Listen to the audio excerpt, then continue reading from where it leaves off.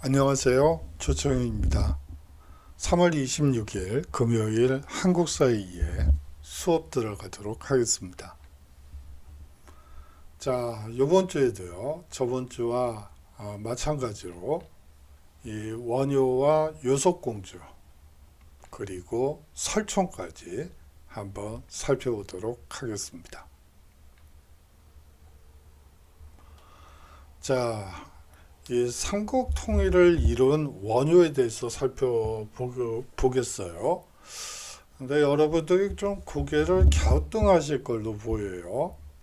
삼국 통일을 이룬 건 김유신 아닌가요? 예, 맞습니다. 그거는 어디까지나 무력을 통한 이 삼국 통일은 김유신의 몫이 크죠.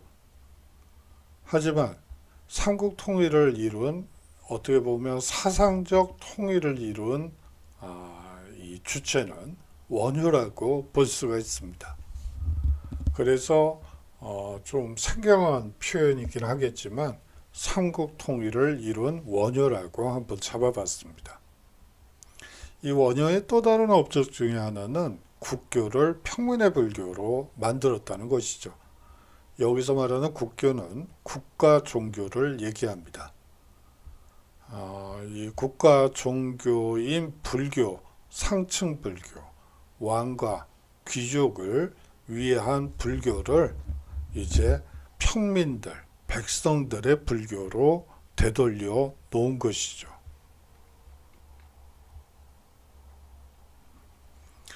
이 요속공주와의 만남은 잠시 살펴보고요.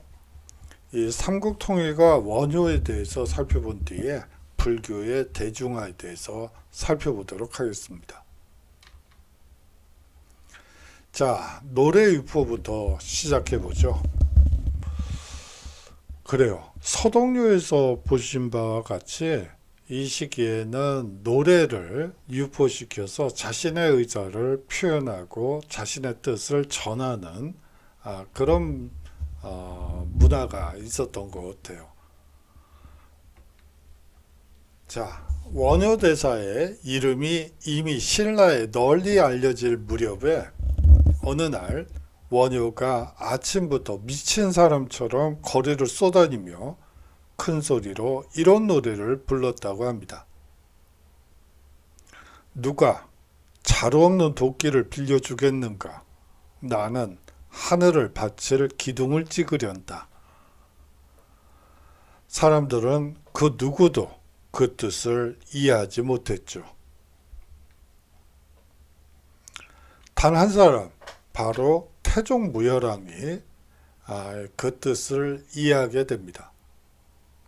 이때 태종무열왕이 노래를 듣고 무릎을 탁 치며 말하게 됩니다.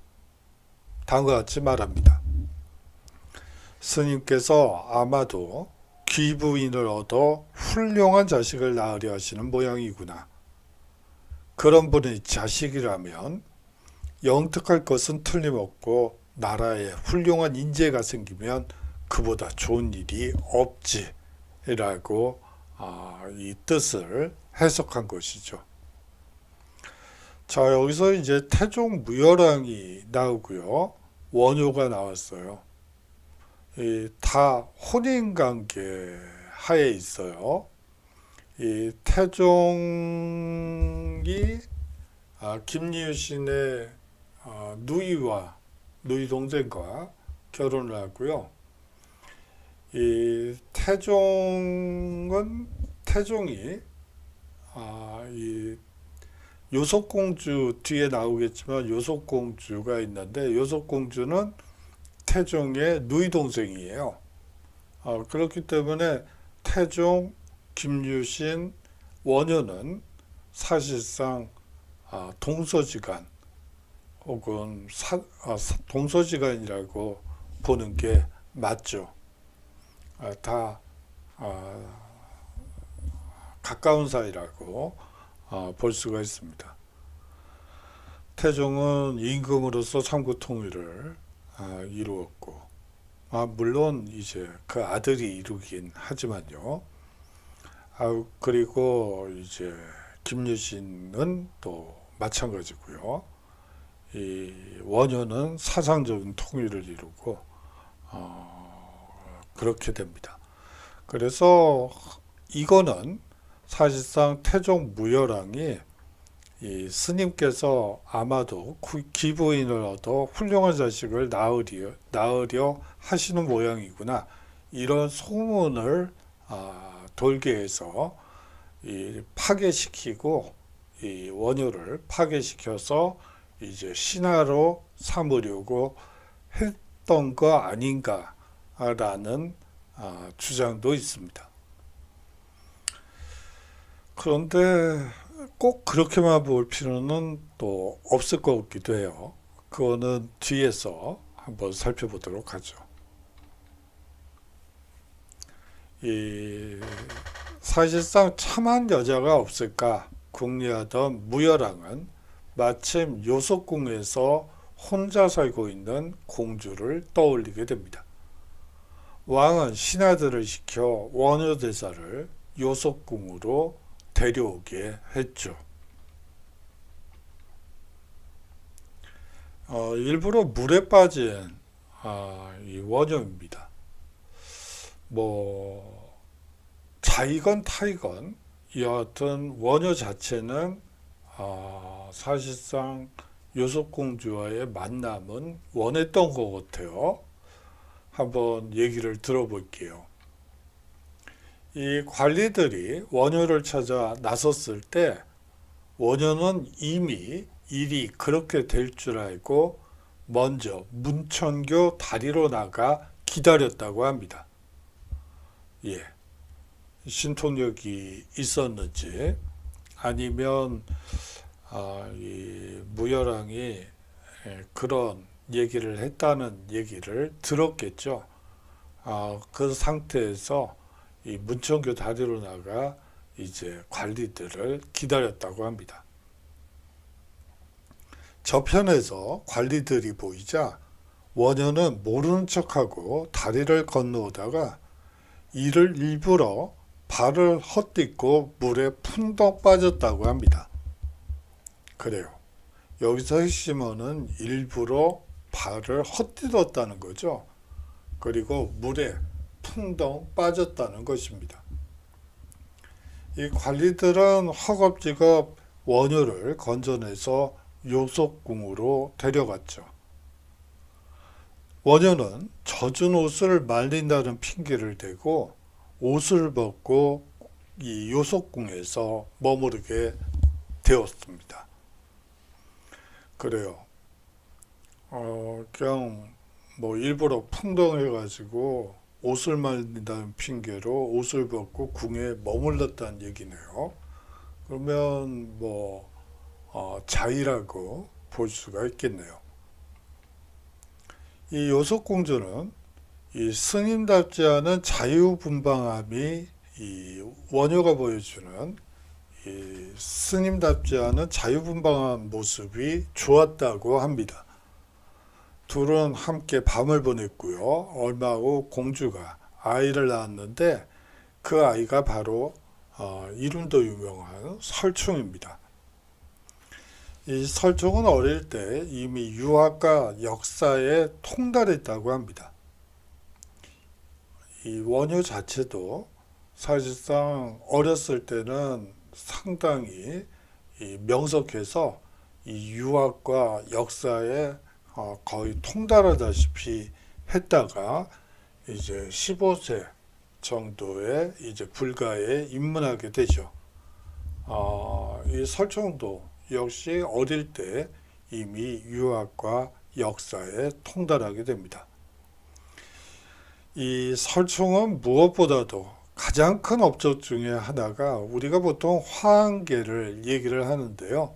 화환계보다 더 중요한 업적은 사실은 이두문자를 만들었다는 거예요. 그때까지는 한자로밖에 이 의사를 글로 쓸 수 없었죠. 한자를 모르면 자신의 뜻을 글로 쓸 수가 없습니다. 그런데 이제 이두문자가 만들어지면서 일반 평민들, 너무 나갔네요. 일반 평민은 아니고요. 소위 어느 정도 이 땅을 가지고 스스로 경작해서 먹고 살 만한 사람들이 이제 이두를 배우게 되면서 자기의 생각을 이두로 표현할 수 있게 되는 것이죠. 아주 중요한 업적이라고 볼 수가 있습니다. 물론 이제 세종대왕의 한글 창제와는 좀 격이 다르죠. 하지만 평민들도 이제 글을 읽고 또 쓸 수 있게 됐다는 점에서는 상당히 중요한 의미가 있습니다. 약간 얘기를 옆으로 슬쩍 돌려볼게요. 사실 이 이도 문자라는 것은 이 유목민들이 뭐 거란족, 뭐 말갈족, 여진족, 그리고 티벳족, 뭐 이런 족들이 대부분 한 13세기부터 고유 문자, 물론 한자를 이용한 이두 같은 형태의 문자를 창안하게 됩니다. 뭐 예를 들어서 거란 문자가 있고요. 또 금 문자가 있고 서하 문자가 있고 뭐 파스타 문자라고 몽골 문자가 또 있어요. 이러한 것들은 그 이전에 북이 시대의 쇼문제가 사실상 이 중화 정책을 쓰죠. 관직의 이름, 그리고 사람의 이름, 그리고 자기 말을 쓰지 말고 중국어를 쓰게끔 그렇게 하면서 이제 중국화 정책을 쓰게 됩니다. 이제 그렇게 되면서 중국에 흡수되게 되죠. 사실상 다시 말하면 거란 문자니 여진 문자니 몽골 파스타 문자니 이런 것들이 만들어지면서 사실상 정체성을 그 부족이나 민족의 이 정통성을 유지할 수 있게 되는 것이죠. 사실상 한글은 거기에서 100배 그 무한대로 발전한 형태라고 볼 수가 있죠. 이두 문자, 거란 문자, 위구르 문자 뭐 이러한 것들은 전부 한자를 차용하고 변형시켜서 만든 문자라면 한글은 상당히 우리나라만 있는 고유한 문자라고 볼 수가 있죠. 어떻게 보면 대한민국의 정체성의 모든 것이라고 얘기해도 과언이 아닐 것 같습니다. 이두문자 얘기하다가 한글 얘기를 했네요. 뭐 거란 문자니 그런 얘기도 하고요. 약간 옆으로 가서 죄송합니다. 이 파기에서 설충을 나온 후로는요. 속세 사람들이 입는 옷을 입고 다니며 스스로 소성거사라고 얘기를 하고요. 이 광대들이 가지고 다니는 둥근 박에 여러 가지 도구를 가지고 다니며 무예라 이름 짓고 이 노래하고 춤추며 연불 했다고 합니다. 이 무예와 관련해서는 뒤에서 보다 더 자세히 살펴보겠습니다. 이때부터 신라에서는 누구나 남무아미타불을 연불을 하게 되죠. 이 남무아미타불은 원효의 상징물이고요. 의상이 있죠. 그 의상대사는 관세음보살이라고 볼 수가 있는데요. 이 나무아미타불은 내세와 관련이 되어 있어요. 아미타 부처는 내세를 관장하는, 죽은 후 내세를 관장하는 부처고요. 관세음보살은 현세 구복적인 성격을 가지고 있습니다. 현실의 문제를 어려움이 있거나 고달프거나 이럴 때 현실적인 현세에서의 괴로움을 달랠 때 관세음보살을 얘기하죠. 그래서 흔히들 나무아미타불 관세음보살 이렇게 얘기를 하는데, 이거는 사실상 내세와 현세 모두 행복하기 바라는 인간의 염원이 들어간 표현이라고 볼 수가 있죠. 스스로가 붙인 원효라는 법명은요, 이 부처님의 세상을 처음으로 빛나게 하다라는 뜻입니다. 원효는 이처럼 대중들에게 널리 부처의 가르침을 전했을 뿐 아니라 화엄경과 금강 삼매경에 대한 해설을 써서 후세에 남기게 됩니다. 이 금강 삼매경과 관련해서는 뒤에서 보다 더 자세히 살펴보도록 하죠. 앞서 무에 대해서 얘기를 했는데요. 이 사전적인 의미로 보면 막힘이나 거침이 없고 이 장애물이 없다는 뜻입니다. 이 불가에서는 무해지란 말을 사용하는데요. 그것은 무엇에도 꺼리낌 없이 모든 사실에 통달한 지혜를 말합니다. 꺼리낌이 없다는 게 여기서 핵심어입니다. 주저함이 없다는 뜻이죠. 자신이 옳다고 생각하는 것은 법도니 뭐니 그런 건 필요가 없다는 거예요. 그냥 자신이 생각하는 바대로 나아가고 모든 사리에 통달한 지혜를 말하는 것입니다.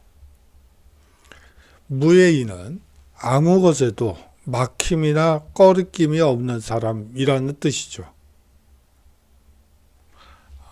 요거는 제가 앞에서 써야 될 게 뒤로 묻어나왔네요.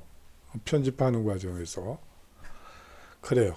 이 가난하고 무지무지한 사람이라도 모두 부처를 알게 되었고, 갓난아이들까지도 나무아미타불을 모르는 자가 없게 됐다고 합니다. 자, 무에 대한 얘기로 다시 돌아가도록 하죠. 어느 날 한 광대가 이상한 모양을 한 큰 표지박을 가지고 춤추는 놀이를 구경하고는 원효는 깨달았다고 합니다. 자, 그렇게 되면서 광대와 같은 복장을 하곤 이 불교의 이치를 노래로 지어 세상에 유포시키게 되죠. 그래요. 요속공주와 를 만나기 위해서 노래를 유포했을 때 그 노래가 가지는 이 효과에 대해서 누구보다 잘 알고 있던 원효는 이제 백성들을 이 부처님 이 포교를 하기 위한 수단으로서 이 노래를 지어 세상에 유포시킵니다. 그렇게 함으로써 부처님의 가르침을 일반 대중에게 알리는 것이죠. 그 노래는 이 화엄경의 이치를 담은 것으로 모든 것에 꺼리낌이 없는 사람이라야 생사의 편안함을 얻나니라 라는 노랫가락이었다고 합니다. 그 노래가 바로 무예가죠. 그래요. 이전에 승려라고 한다면 이 국가불교 이 시기에 불교라고 하면 이 사실상 귀족들의 자제가 한 차남 이하들이 첫째 말고 장남들은 이제 아버지의 대를 이어야 되고요. 그 나머지 자식들, 아들들이 대부분 이제 사찰로 들어가서 승려가 되고요. 그렇기 때문에 사실상 상층불교라고 볼 수가 있습니다. 일반 백성들이 이 불교를 믿는 것에 대해서는 별로 관심이 없고, 이제 교리 논쟁을 중심으로 해서 이제 서로 무엇이 부처님이 말한 것인지를 두고 이제 설왕설래를 하게 되죠. 거기에 비해서 원효는 광대에 이 노래를 부르고 춤을 추는 모습을 보면서 아주 큰 깨달음을 얻게 되는 것이죠. 그래, 불교를 널리 전파하기 위해선 저런 식의 마케팅, 죄송합니다. 여기서 마케팅이 왜 나오죠? 마케팅이 아니고 그런 표교 수단도 필요하구나 라고 생각했고, 그렇게 함으로써 일반 대중이 쉽게 불교를 이해할 수 있고 노래와 춤을 통해서 쉽게 받아들이도록 유도한 것이라고 볼 수가 있습니다.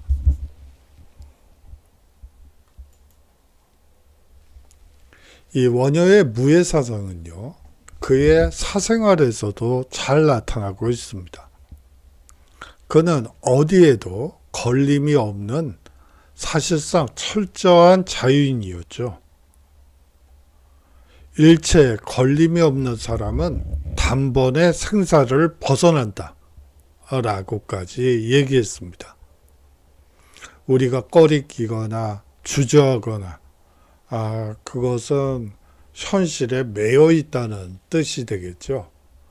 현실을 박차고 나아갔을 때 생사를 벗어난다고 얘기했습니다. 부처와 중생을 둘러보지 않았어요.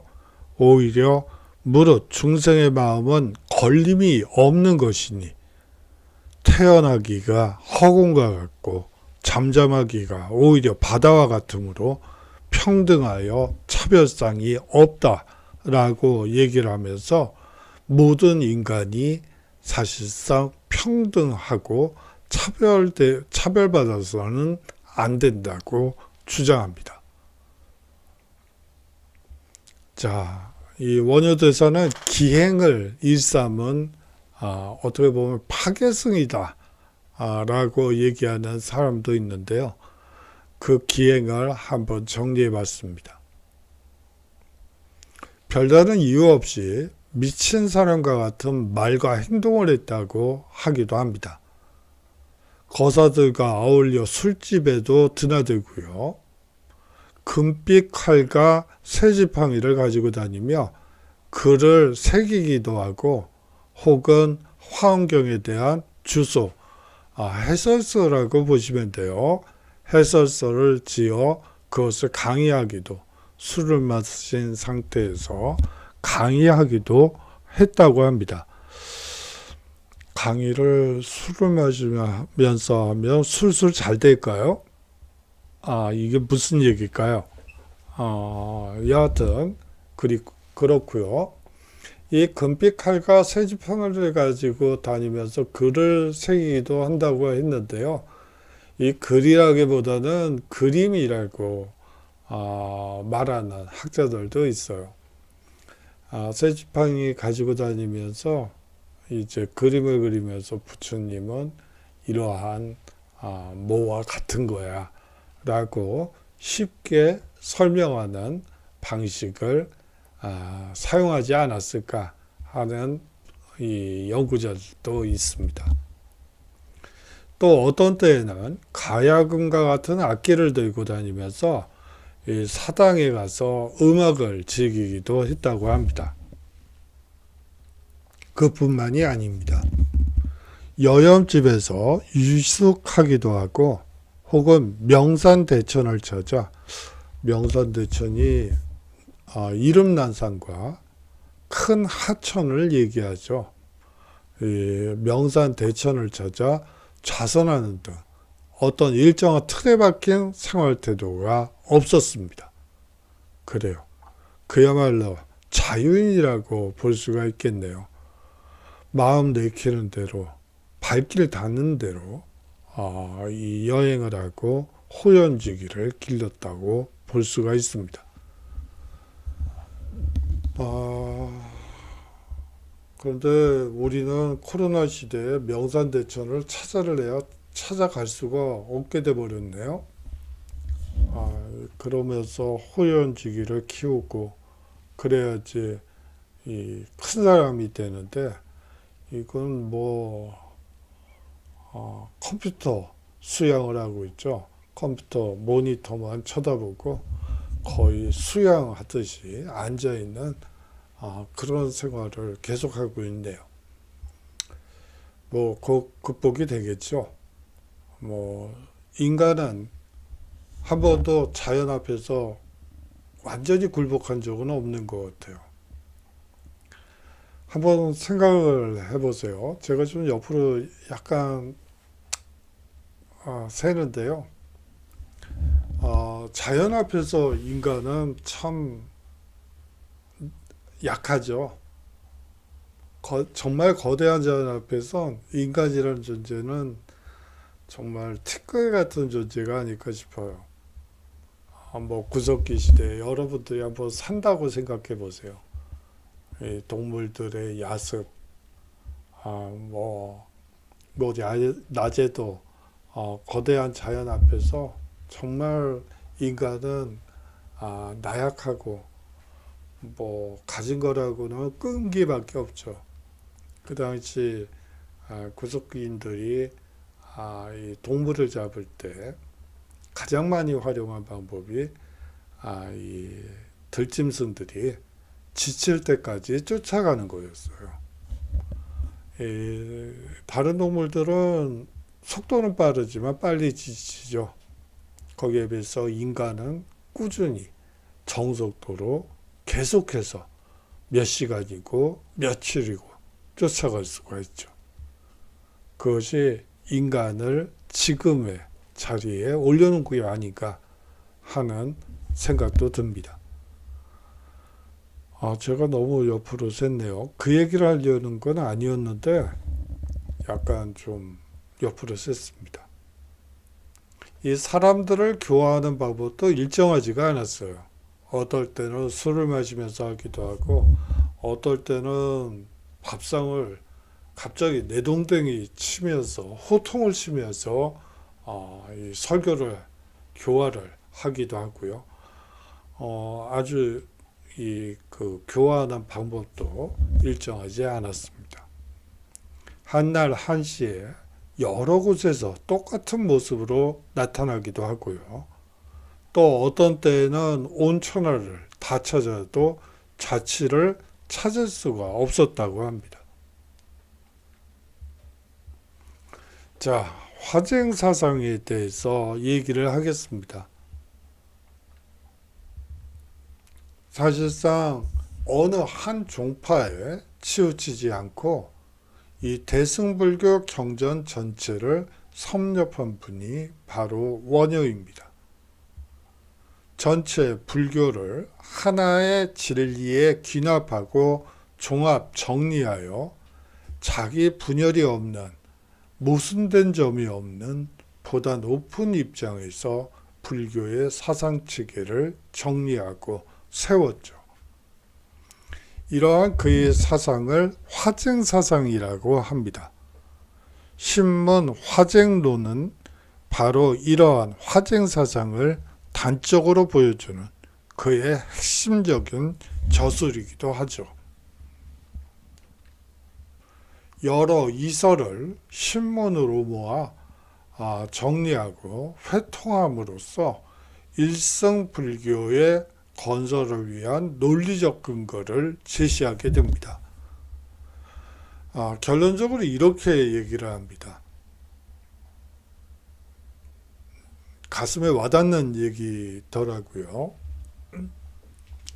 견문이 적은 사람은 좁은 소견으로 자기의 견해에 찬동하는 자는 옳고 견해를 달리하는 자는 그르다하니 이것은 마치 갈대구멍으로 하늘을 본 사람이 그 갈대구멍으로 하늘을 보지 않는 사람들을 보고 모두 하늘을 보지 못한 자라 한가 같다라고 하였습니다. 이 사실상 좁게 보는 사람들, 자기가 보는 게 모든 것이라고 말하는 사람들에게 경종을 울리는 소리죠. 이 부족함을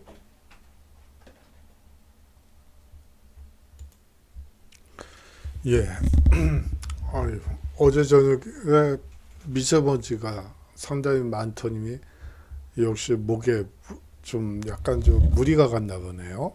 무리가 간 건 아니고 쓸데없는 공기를 많이 마셨나. 공기가 없으면 사람이 죽죠. 제가 지금 무슨 얘기를 하고 있죠? 자, 여하튼 여러 이설을 여기까지 다 했죠. 그래요. 뭐 여하튼 자신의 생각만 옳다고 여기거나 자신과 다른 의견을 내는 사람들에 대해서 거기에 거부 반응을 일으키는 사람은 안 된다고 얘기하는 거라고 생각하시면 될 것 같아요. 자, 이 금강산맥경론에 얽힌 일화를 살펴보도록 하겠습니다. 죄송합니다. 한 번은 국왕이 100명의 고승을 초청하여 인왕경 대회를 열었을 때 이 상주 사람들이 원효를 청구했다고 합니다. 고향 사람들이 이 원효대사를 청구했다고 해요.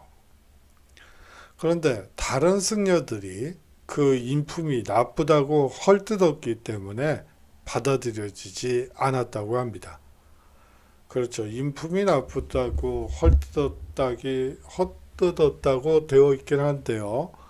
이 파괴성적인 요소가 상당히 많기 때문에 인품이 나쁘다기보다는 파괴성이기 때문에 안 됐다고 얘기하는 게 맞을 것 같습니다. 그런데 이 청구를 받았지만 이 인왕경대에 나가지 못하는 이 불상사가 생기게 되죠. 이 원효가요.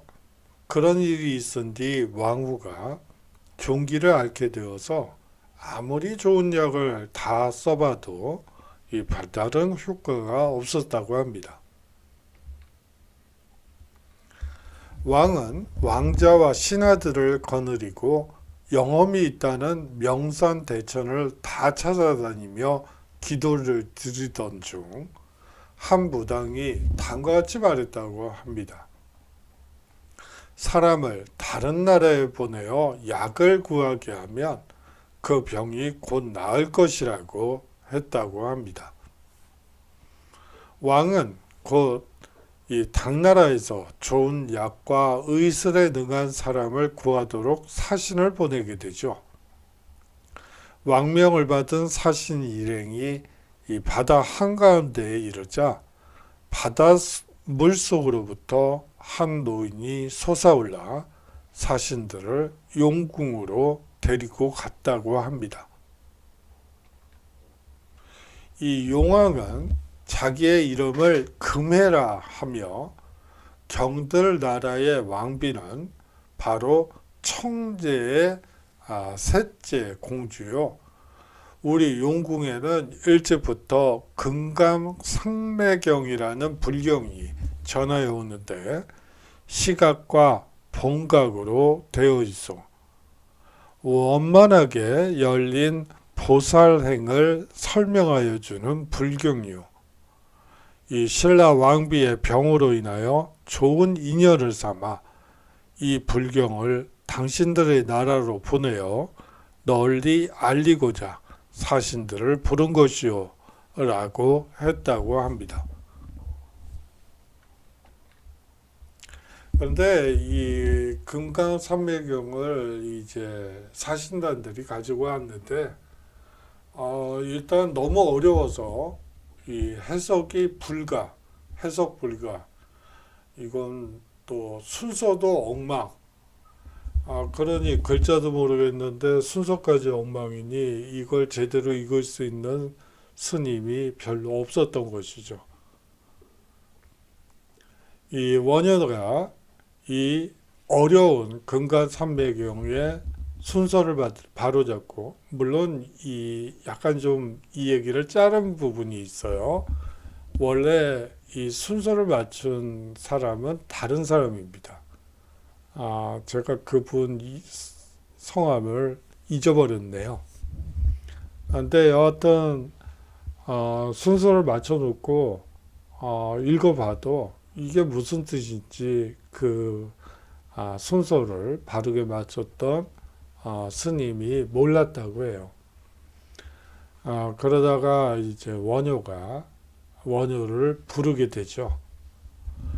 자, 원효가 이 금강산매경에 대한 주석서 3권을 지어 황룡사에서 설법했는데요.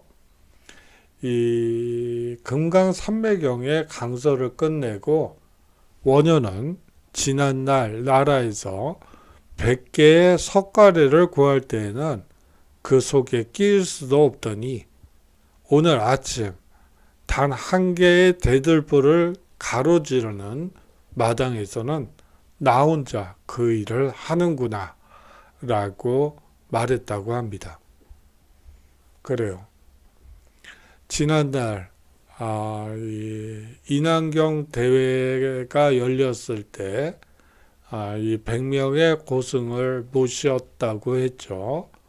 그 100개의 석가래의 축에 들어가지 못했었는데 오늘 아침에는 나 혼자서 다 이 금강산매경을 쉽게 풀어서 설명했구나. 그 내용이라고 이해하시면 됩니다.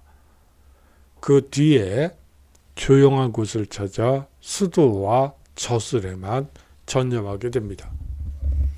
여러분들이 대부분의 산에 가보면 원효와 관련되지 않은 산이 거의 없다고 보시면 돼요. 여러분들 집 앞에 있는 산들을 가보시면 거기에 이제 근처 사찰의 표지 현판이 있죠. 그리고 설명글이 있는 편말이 있습니다. 거기를 읽어보면 대부분의 사찰이 원효와 관련이 안 돼 있는 사찰이 거의 없다고 보시면 돼요.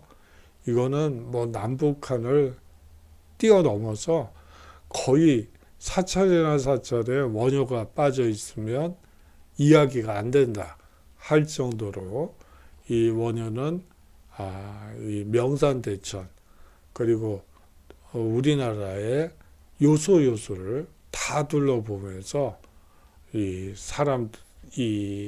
연구도 하고 수도도 하고 또 백성들과 친하게 지내는 그런 모습을 보이게 됩니다. 자, 오늘의 핵심을 살펴보도록 하겠습니다.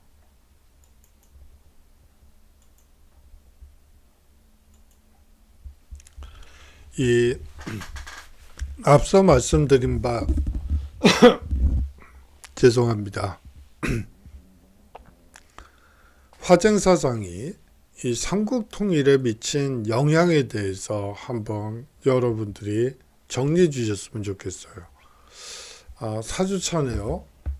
그래서 주차과제를 이 둘 중에 하나로 여러분들이 정리해서 적어주시면 될 것 같습니다.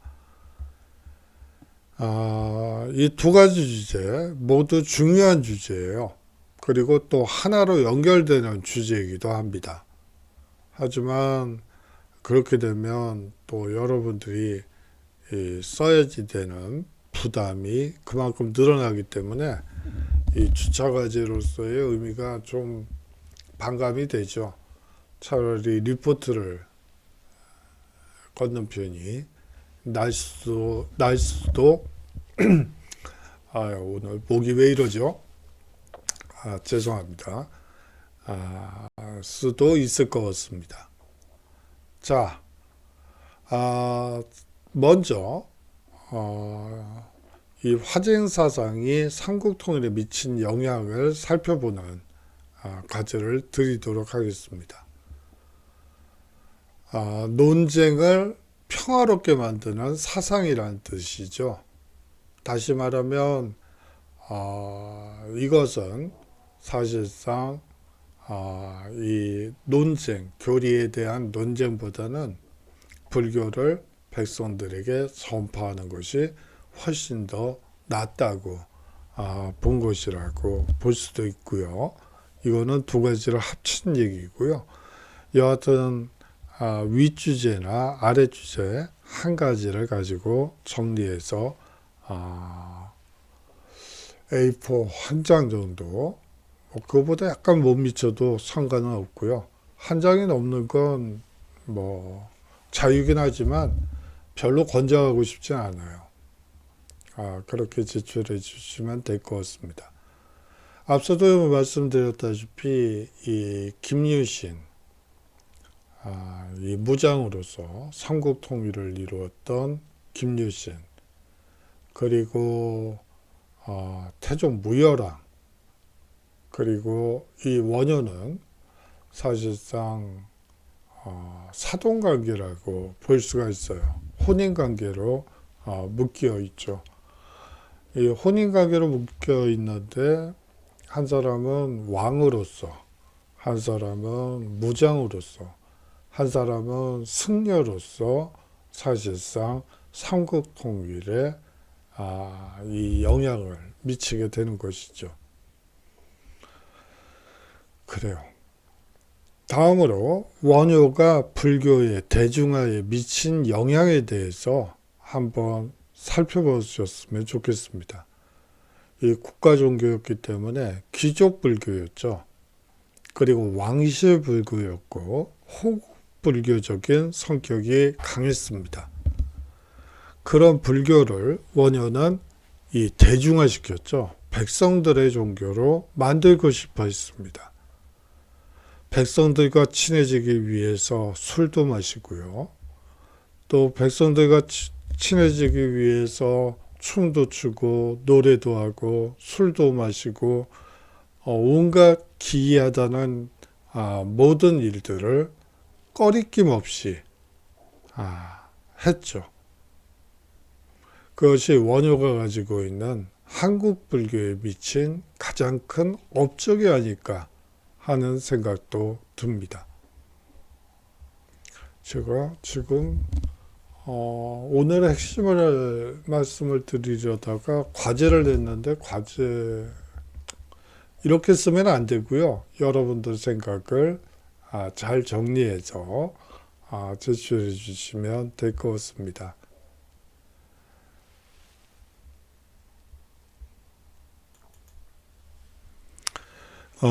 이 공주의 남자들은 여기서 이제 끝마치고요. 다음 주에 새로운 주제로 지금 말씀을 드릴까 말까 했는데 뭐 안 드리는 편이 나을 것 같아요. 여러분들이 관심 있을 만한 주제를 가지고 다음 주에 인사드리도록 하겠습니다. 건강하시고요. 다음 주에 건강한 모습으로 우리 서로 인사하도록 하죠. 안녕히 계십시오.